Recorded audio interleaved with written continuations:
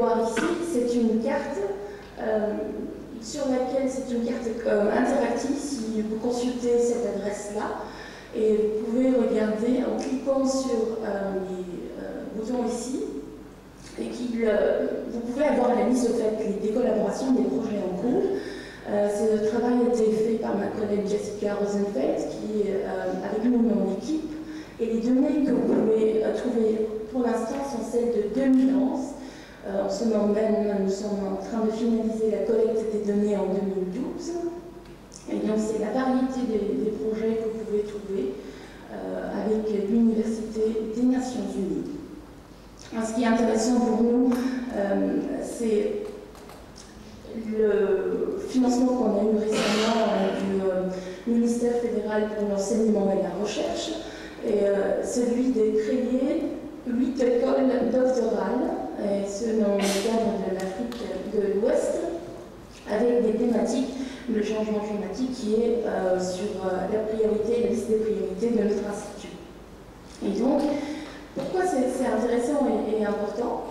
Eh bien, même si l'université a été créée en 1973, ce n'est que depuis très peu de temps que toutes les institutions, et les instituts notamment, ont commencé à réfléchir à comment pouvoir délivrer des diplômes. Donc c'est l'Assemblée générale des Nations Unies qui a décrété en 2010 qu'il est temps qu'une université délivre des diplômes.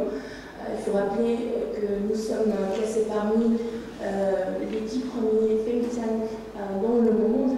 Et donc jusque-là, ce que nous faisions, c'était de la recherche ayant pas délivré des masters et des doctorats. Donc ça, c'est une nouveauté non seulement au niveau de la collaboration par rapport avec le continent africain, mais aussi dans la direction de l'enseignement supérieur. Et si nous avons quelques activités qui existent déjà, nous avons des cours en présentiel, mais aussi du côté e-learning dont je parlerai plus longuement après. Elle est intégrée pour des ressources éducatives libres. Et ce que nous faisons par rapport aux thématiques du e-learning, comme nous n'avons pas encore de cours, c'est de pouvoir réfléchir à qu'est-ce qui est nouveau dans le domaine et comment nous pouvons l'intégrer. Ce qui va falloir faire très vite et se rattraper si on veut être encore en course. Et bien sûr, ce que fait ma section, c'est aussi le support et la coordination administrative, parce que nous avons des doctorants qui viennent nous voir, des chercheurs scientifiques dans les thématiques de l'environnement, le changement climatique, la réduction des risques des désastres, et puis d'un autre côté, la reconnaissance des nouvelles technologies, organiser des webinaires, des choses qui permettent aussi d'être en contact et en connexion avec les communautés internationales. C'est des services, entre guillemets, que nous produisons à notre département. Donc, la conceptualisation des modules e-learning, nous venons juste de commencer à réfléchir, à publier notre stratégie e-learning qui n'existait pas. Et puis, très simplement, nous avons 3 départements qui produisent des contenus scientifiques qui sont liés à des projets. Et l'idée derrière, c'est avant que des cours comme le master que nous allons commencer avec l'Université de Bonn à la rentrée prochaine, pouvoir rendre accessibles des contenus scientifiques qui sont accessibles librement sur notre site. Et pour cela, passer par tout ce processus-là, et quel que soit le contexte, pouvoir voir aussi des documents, du matériel qu'on peut utiliser par la suite. Et ce que nous avons fait jusque-là dans le domaine du e-learning, et vous allez peut-être vous étonner, c'est un peu plus aller vers les gens, est-ce que la vision, et donc c'est éloigné de la technologie. Oui, la technologie c'est important, mais lorsque les gens viennent vers nous pour nous dire nous voulons réaliser un projet e-learning ou alors faire la formation des formateurs, il faut d'abord créer des opportunités et s'asseoir à une table et se demander qu'est-ce qu'on veut exactement. C'est dans ce cadre-là, les photos sont aussi extraites d'un séminaire qui a été financé cofinancé par le Commonwealth of Learning, le service d'échange académique allemand, pour pouvoir inviter plusieurs recteurs et vice-recteurs et doyens d'universités en Afrique, particulièrement en Afrique de l'Est et de l'Ouest.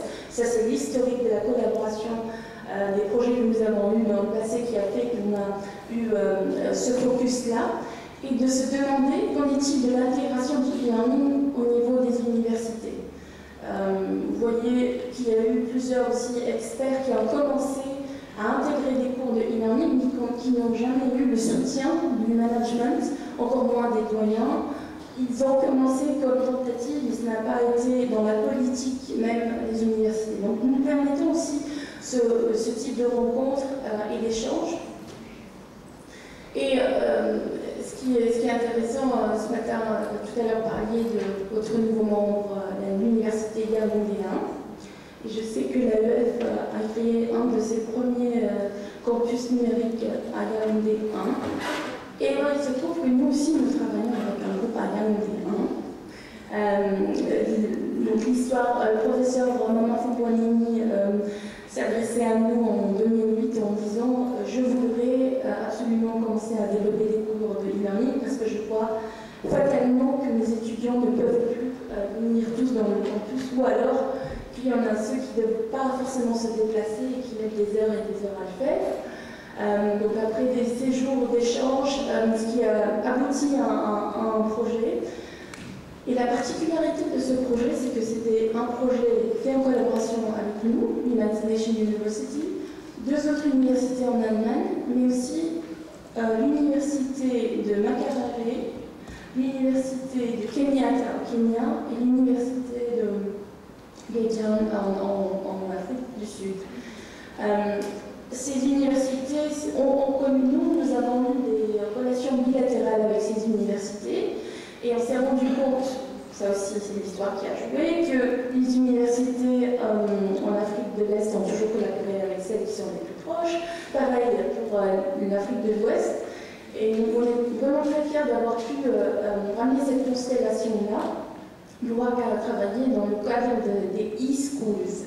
Donc c'était des projets sur 2 fois 2 ans, où 2 fois par an, il y a eu des séminaires et des workshops présentiels pour pouvoir développer des outils et faire la formation des formateurs.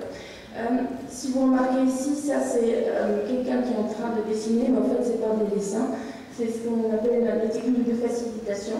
Très souvent on s'est rendu compte qu'on veut imposer les modèles e-learning existants, mais en n'écoutant pas vraiment les besoins de ceux qui sont à cette université. Donc ça c'est vraiment nos principes. On essaie de vraiment de le mettre en place en se posant les questions pendant 2 jours carrément d'un workshop qui dure 1 semaine. Je peux vous dire que c'est beaucoup. Quelle est la vision? Où est-ce qu'on veut aller? Quels sont nos moyens? Et de carrément le noter. Moi-même j'ai eu le plaisir de faire ce genre de facilitation.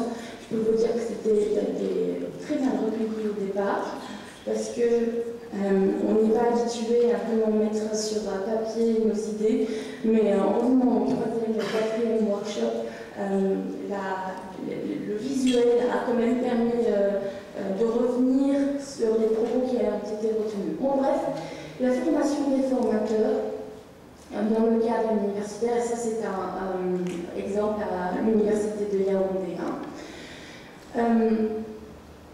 En 2012, au départ de l'année, enfin en janvier, nous avons décidé, vous voyez ici notre directeur, de conclure afin de pérenniser justement ce genre de partenariat, de le faire signer officiellement. Et ici vous voyez une délégation de notre part aussi, l'université du SPOC Essen à l'époque, après une mission de discussion aussi, quels sont vraiment les besoins. Donc, je reviens au point que j'évoquais tout à l'heure, le renversement des capacités institutionnelles est vraiment très important et nous l'avons constaté et vécu via cette expérience. Un autre élément, c'est que nous sommes une agence des Nations Unies et nous sommes aussi forcément en contact plus facile avec la communauté de la protection civile et ceux qui développaient le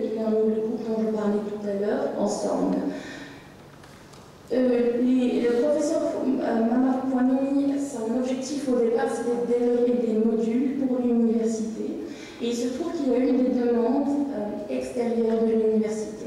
Et même si ce n'est qu'un tout petit début, c'est un exemple de collaboration extra-universitaire. Une demande existe, notamment de la communauté de la protection civile, et il y a une communauté locale, dans ce cadre-là universitaire, qui est prête à collaborer. Nous allons cette année organiser une nouvelle rencontre pour pouvoir créer un projet et voir quelles sont les prochaines étapes pour pouvoir concrétiser ça.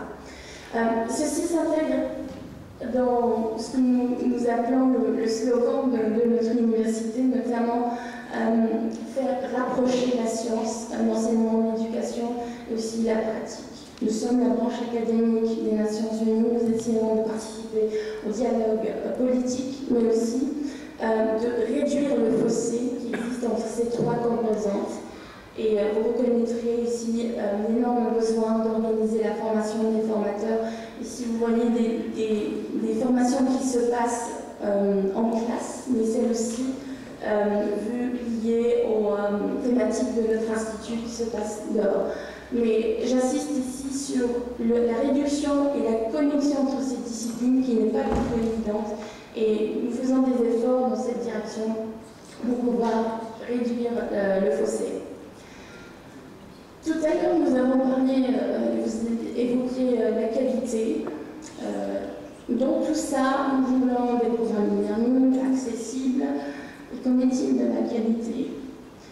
UNU, et notamment notre institut qui a été créé en 2007, fait partie d'une initiative qui s'intéresse à la qualité du e-learning pour le développement des capacités. Et c'est un groupe d'agences, vous le voyez, en majorité des Nations Unies, dont même la Banque mondiale, qui se sont mis ensemble en disant qu'il y a plusieurs critères de qualité e-learning, ISO y compris, qui sont très souvent inaccessibles, très chers et pas forcément compatibles, qu'on ne peut pas adapter. Donc avec les efforts de la Fondation européenne pour la qualité e-learning FQual et l'UIZ en Allemagne, cette l'initiative a vu le jour il y a 3 ans et aujourd'hui, nous, en tant que partenariat stratégique, nous essayons de développer une grille de standards pour pouvoir délivrer de cours de e-learning qui ont une qualité en ce qui concerne le e-learning. C'est vrai que nous faisons confiance à ceux qui produisent le cours pour le contenu. Ce n'est pas à ce niveau-là que nous intervenons, mais de proposer aussi des formations des formateurs pour qu'on puisse maîtriser ce genre de grille. Si vous avez besoin de plus d'informations, je pourrais vous en parler après. Et donc voilà, ce que nous avons fait dans le passé, c'est nos collègues à l'université Yaoundé 1, qui étaient déjà dans le processus de produire des cours e-learning, de leur permettre d'accéder à ce genre de formation et de carrément offrir un soutien financier qui va dans cette direction-là. Un de nos instituts a déjà proposé un des cours ouverts sur le management et le business à l'ère des technologies du web 2.0. Et il se trouve que ce cours est conforme.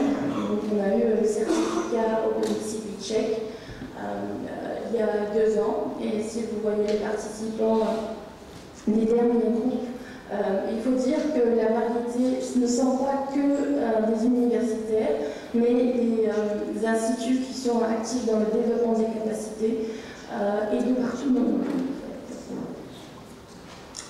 Pour continuer, j'ai évoqué au départ que nous intéressons à l'éducation libre. Je viens de clôturer un projet qui s'appelle OER Test, dont l'objectif est de tester la possibilité de délivrer des certificats ou alors reconnaître des contenus, reconnaître des enseignements qui ont été faits via ces ressources éducatives libres. Vous allez me dire, oui, de nos jours on ne parle que de ça, mais je peux vous dire qu'il y a 2 ans, allait discuter de ça avec l'université d'Édimbourg, qui était d'ailleurs partenaire de ce projet. Il y avait beaucoup de réticence. Donc l'idée, c'était pas créer de nouveaux mécanismes de certification, mais de voir à l'intérieur des universités traditionnelles si les processus qui existent peuvent être aussi adaptés à ce genre de reconnaissance de certification. Nous avons donc développé ce qu'on appelle un passeport d'apprentissage. Nous avons développé aussi des scénarios et nous sommes allés parler avec les gens dans ces universités. Ces universités sont les universités d'Édimbourg, l'université ouverte de Catalogne, nous-mêmes, l'université de Granada et l'université de Bologne, étant l'une des plus anciennes, si ce n'est pas la plus ancienne d'Europe. Ce qui en suit, c'est une publication dans laquelle vous pouvez trouver des outils plus concrets, et j'en ai ramené quelques exemplaires ici. Et si jamais il y en a plus, j'espère qu'ils vont partir, que je ne repartirai pas avec ça en Allemagne. Vous pouvez télécharger ici et avoir plus d'informations sur le programme. Donc ça, c'est une des choses les plus récentes, un des projets les plus récents dont je me suis occupée. Pour l'instant, je travaille sur un projet sur la mobilité virtuelle. C'est un projet qui vient de commencer, il sera mené aussi sur 2 ans, et dans lequel on essaie d'explorer comment la mobilité virtuelle peut être un plus dans l'enseignement et rendre l'enseignement meilleur. Avec les responsabilités que j'ai à l'Université des Nations Unies et les différentes branches que j'ai présentées, il y a aussi la question du e-learning. Je ne sais pas, c'était cet été où BBC en ligne, The Future of Education Africa is Mobile, qui m'a mené, moi et le reste de l'équipe, à penser dans quelle direction, si le futur de l'éducation se fait via tout ce qui est ressources mobiles, nous devons commencer peut-être à aller dans ce sens-là. Et ici on parle du futur, moi je suis sûre et convaincue qu'il se passe déjà, le futur est déjà là. Et donc, et on a aussi la mission, aussi l'obligation de ne pas attendre que les choses se passent. Et pourquoi j'évoque ce terme-là, cette situation-là? Je voudrais, un point personnel, dans le futur très proche, commencer mon doctorat et essayer de voir quelle est la connexion entre le e-learning et toutes ces ressources accessibles et libres. Est-ce qu'il faut une adaptation? Est-ce qu'il y a une connexion? Et plus tard, regarder ce qu'il en est dans les applications dans le cadre de la réduction des risques et des désastres. Voilà un peu ce que nous faisons dans le cadre du e-learning. Je vous remercie pour votre attention.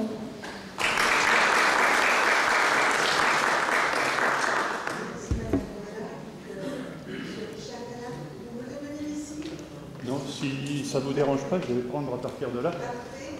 Alors, M. Richard Canal est directeur de l'Institut de la francophonie pour l'ingénierie de la connaissance et la formation à distance scientifique, qui a son siège à Tunis, qui va nous parler de l'expérience de l'IFIC.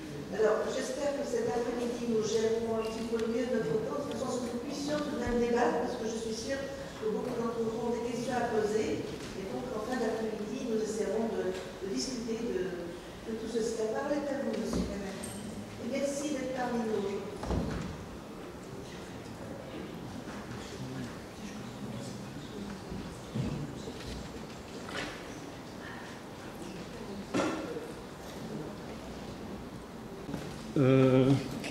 Chers collègues, bonjour.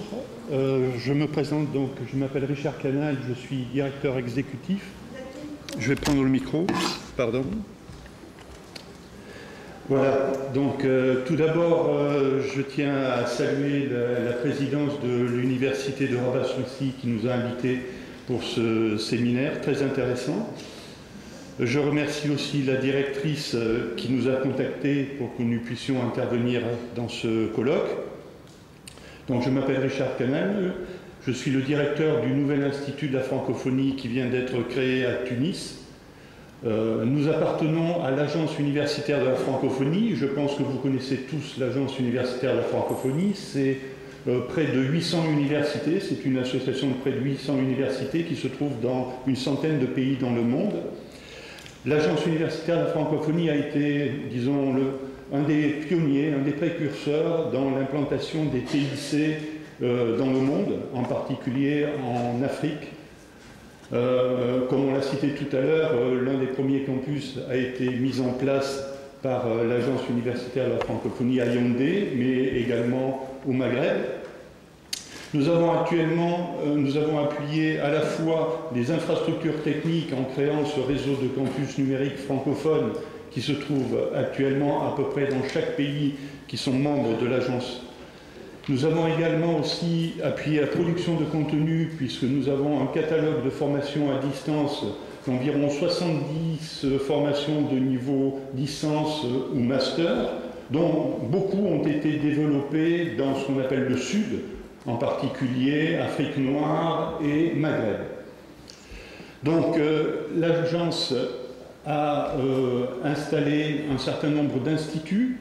L'Institut de la francophonie pour l'ingénierie de la connaissance et la formation à distance est le 6e institut. C'est le 2e de ce qu'on appelle la génération 2 des instituts, c'est-à-dire que ce sera un institut non localisé qui n'aura pas d'étudiants sur place. L'autre institut, c'est l'Institut de la francophonie pour la gouvernance qui a été installé d'ailleurs à Yaoundé. Donc nous sommes actuellement installés à l'Université de Carthage, à l'INSAT, l'école d'ingénieurs qui se trouve à Tunis. Alors, l'IFIC est un institut très récent. Autant l'Agence universitaire de la francophonie a un passé, puisqu'on vient de fêter son cinquantenaire, autant l'IFIC est absolument nouveau, puisqu'il a été créé le 20-10-2011 et il a été inauguré fin octobre 2012. Donc il a très peu de temps d'existence. Ce que je vais vous proposer aujourd'hui, c'est un peu son plan d'action, voir comment de manière pratique nous allons pouvoir vous aider pour avancer sur la voie du numérique. Ceci étant, vous avez droit à une avant-première, puisque les propositions que je vais faire doivent encore être validées par le conseil d'administration qui se tiendra le 12 mars à Paris. Donc, notre zone d'influence, dans un premier temps, c'est le bassin méditerranéen et l'Afrique subsaharienne. Ceci étant, il a pour vocation à s'étendre sur l'ensemble de la francophonie dans les années à venir. Nous travaillons bien entendu en étroite relation avec toutes les infrastructures et les membres de l'agence, puisque donc nous pouvons compter sur tous les experts ticketis des 782 établissements membres de l'AUF, et également sur ce fameux réseau de campus numériques francophones dont je vous ai parlé. Donc, comme son nom l'indique, il est dédié à l'ingénierie de la connaissance et à la formation à distance, ce que je vais appeler plus couramment les TIS, c'est-à-dire les technologies de l'information et de la communication au service de l'éducation. Donc, pour ce qui est de la gouvernance, nous avons un peu suivi les recommandations et l'exemple des UNT, c'est-à-dire que nous avons à la fois un accord de siège, une convention d'hébergement, mais aussi des organes qui régissent cet institut, qui sont son conseil d'administration, un collège scientifique et pédagogique et une direction exécutive. Dans le conseil d'administration, nous avons 12 membres qui viennent d'horizons très différents. Ça peut être le milieu professionnel. Nous avons par exemple des représentants d'Orange Lab. Nous avons des universitaires qui viennent aussi bien de la TELUC que donc du Canada, que de la Belgique, l'Université catholique de Louvain, de la France également. Et dans le collège scientifique et pédagogique également, nous avons voulu recouvrir un certain nombre de pays qui sont dans la zone. Donc nous avons des représentants du Sénégal, du Cameroun, du Maroc, de la Tunisie, et ainsi de suite. Alors, quelle est la véritable mission de cet institut? Donc nous travaillons, comme son nom l'indique, sur les deux domaines, ingénierie de la connaissance et formation ouverte et à distance. Les objectifs, c'est en gros, si je résume par une seule phrase, c'est appuyer le monde universitaire dans sa route vers le numérique. Donc ça veut dire quoi? Ça veut dire aussi bien appuyer leur politique d'enseignement numérique, donc travailler au niveau institutionnel, travailler aussi sur l'innovation, c'est-à-dire que si vous regardez, il y a une floraison de nouvelles manières d'interagir avec le numérique. Nous avons des webinaires, nous avons des barcamps, nous avons des manières de faire des MOOC, des manières de faire surgir la connaissance de manière collaborative, par exemple. Et donc, nous voulons être dans l'innovation, c'est-à-dire être déjà à demain, c'est-à-dire voir quelles sont les nouvelles formes d'apprentissage. Ensuite, bien entendu, si nous voulons être dans l'innovation, ça veut dire aussi appuyer la recherche. Donc nous allons offrir aux universités un espace de recherche et encourager la création des savoirs participatifs respectant la diversité culturelle, parce que comme on l'a dit précédemment, sans contenu, les TIS sont absolument vides. Donc ce qui nous intéressait dans la participation à ce colloque, c'était le fait que nos axes d'intervention recoupaient à peu près ce qui était le découpage de ce colloque. C'est-à-dire nous interviendrons sur la gouvernance, par exemple, grâce à un aspect service, conseil et expertise. Nous pourrons intervenir sur la formation et la sensibilisation, et également sur la recherche et la veille. Ce sont les trois axes que je vais un peu décrire. Donc, dans un premier temps, le service conseil et expertise, nous allons appuyer les universités dans la définition de leur politique TIS. Je vais vous dire exactement également, en même temps et en parallèle, quelles sont les actions que nous allons lancer en 2013, bien entendu si le conseil d'administration valide la politique que nous proposons. Donc nous allons lancer par exemple un appel d'offres dès mai 2013 auprès des universités pour qu'elles nous disent on veut lancer une politique TIS à l'intérieur de notre établissement, nous allons monter un projet, comment pouvez-vous nous aider? Nous allons appuyer aussi la création de cellules TIS dans les universités. L'un des présentateurs précédents a bien dit que si on n'a pas de structure qui appuie les enseignants pour mettre en ligne leurs cours, pour les valoriser, pour les mettre sous les nouvelles formes, on va avoir des difficultés. Et donc ce que nous voulons, c'est créer ces fameuses cellules qui se sont constituées aussi bien de techniciens que de pédagogues pour pouvoir aider les enseignants dans leurs tâches et leur parcours vers le numérique.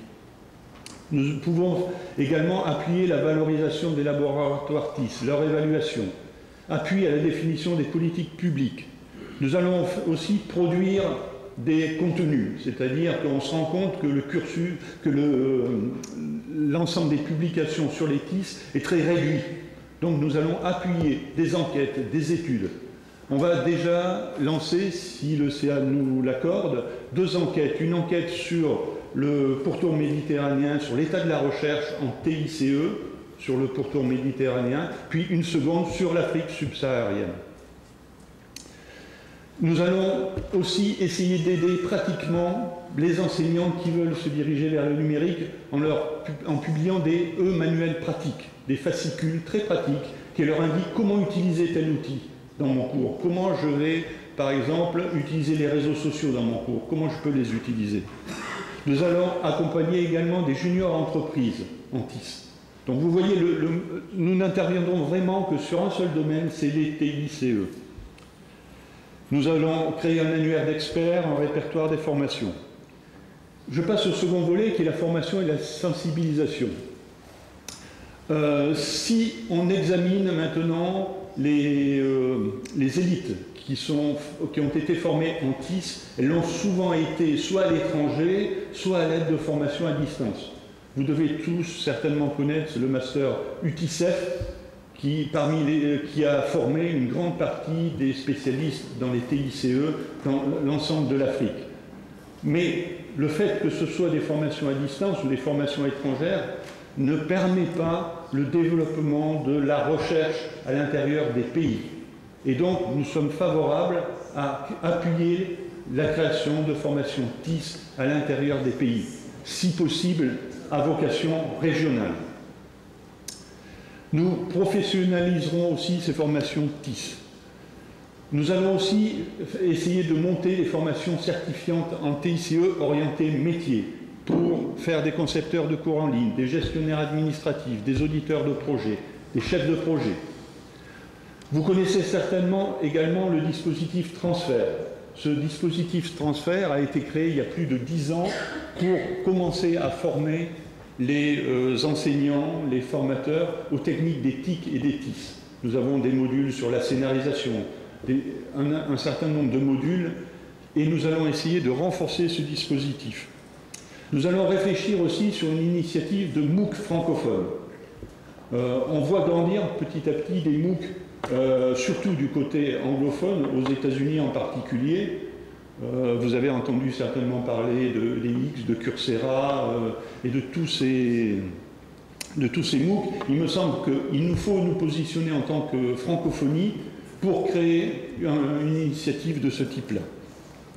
Et bien entendu, il nous faut vulgariser les TIS, l'apporter à l'attention des décideurs, des cadres dirigeants, des acteurs économiques.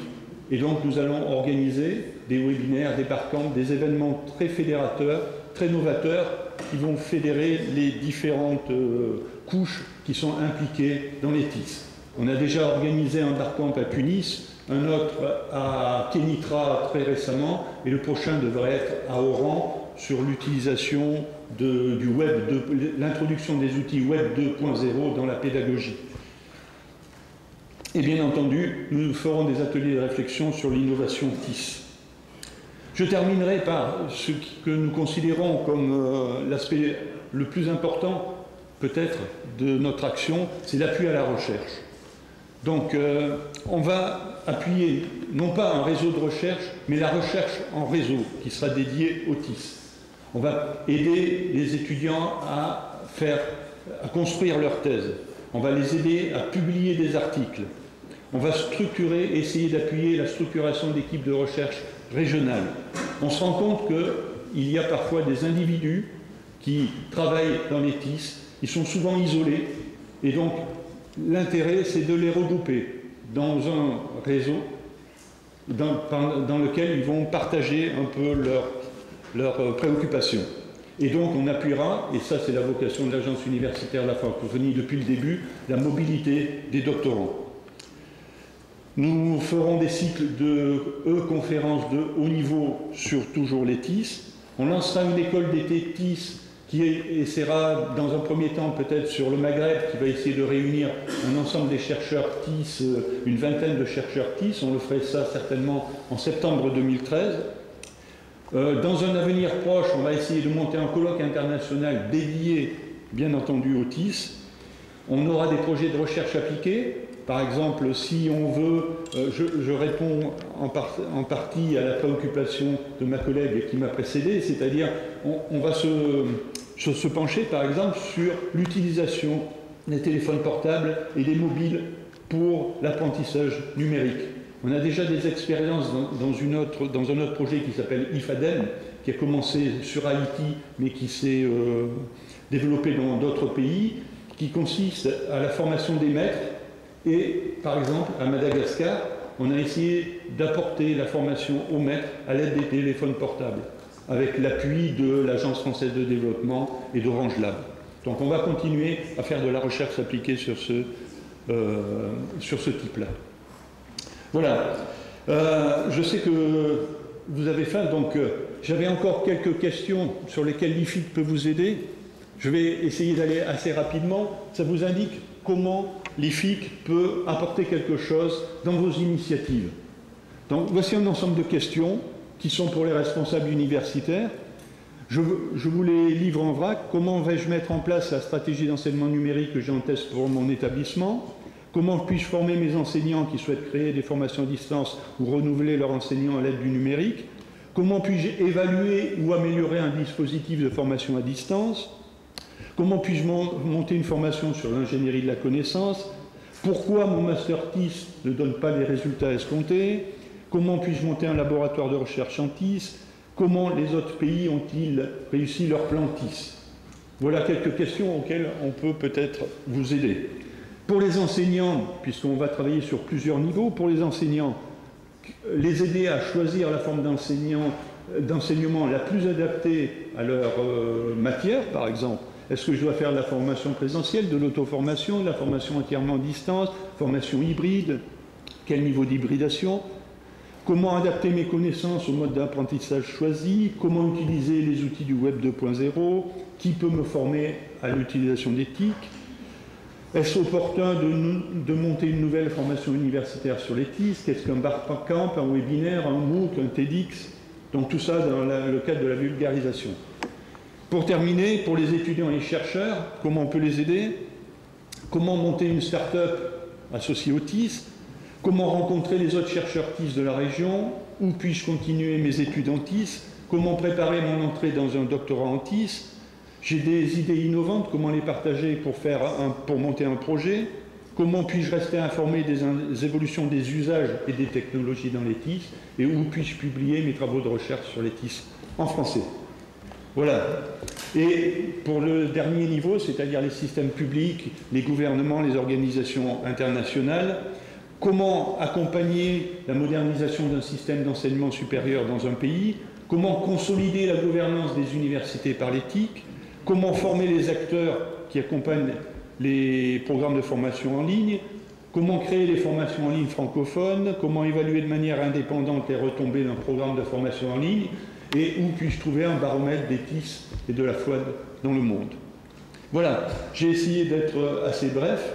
Ce que je dois dire, c'est que nous sommes une très petite structure, c'est-à-dire que ce ne sont pas nous qui allons effectuer ces appuis, ces aides. C'est vous, c'est l'ensemble des universités partenaires de l'agence. Nous serons simplement des facilitateurs. C'est-à-dire, pour vous, nous irons chercher des experts que nous mettrons en contact avec vous. Nous vous aiderons, nous vous appuierons financièrement sur les missions, sur les expertises, etc. Mais les ressources, elles sont chez vous, dans vos universités. Et c'est là que nous irons les chercher. Je vous remercie.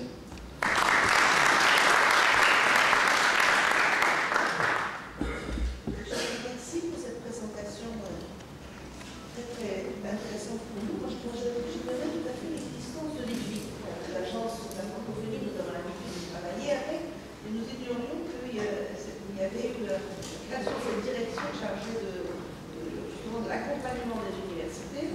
Et je pense que les questions que vous avez posées à la fin sont très curieuses de trouver les réponses avec gourmandise. Mais maintenant, avec gourmandise, je pense qu'on a faim et qu'on va les manger.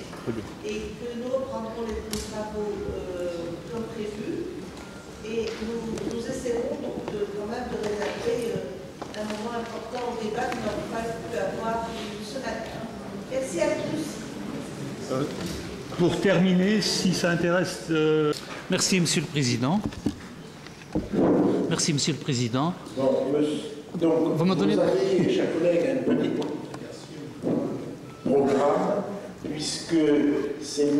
Mohamed Arakat qui va commencer, puisqu'il part en mission demain, et que ses collègues ont accepté qu'il passe non pas en vedette américaine, c'est-à-dire très rapidement, mais avec une véritable intervention. Deux mots pour présenter quelqu'un que vous connaissez sûrement mieux que moi, compte tenu qu'il est professeur ici à l'université Mohamed V Souissi. Il est spécialiste de finances publiques, si j'en crois ce qui est dit ici. Il est à la faculté des sciences juridiques, économiques et sociales de cette université. Le titre est un peu différent de l'ouvrage qu'il m'a offert ce matin. J'espère que c'est la même teneur, ça a l'air tellement sérieux ce travail. Il s'agit de quelle université pour le XXIe siècle dans la région MENA, élément de débat sur les humanités et l'e-gouvernance. On vous écoute. Merci, Monsieur.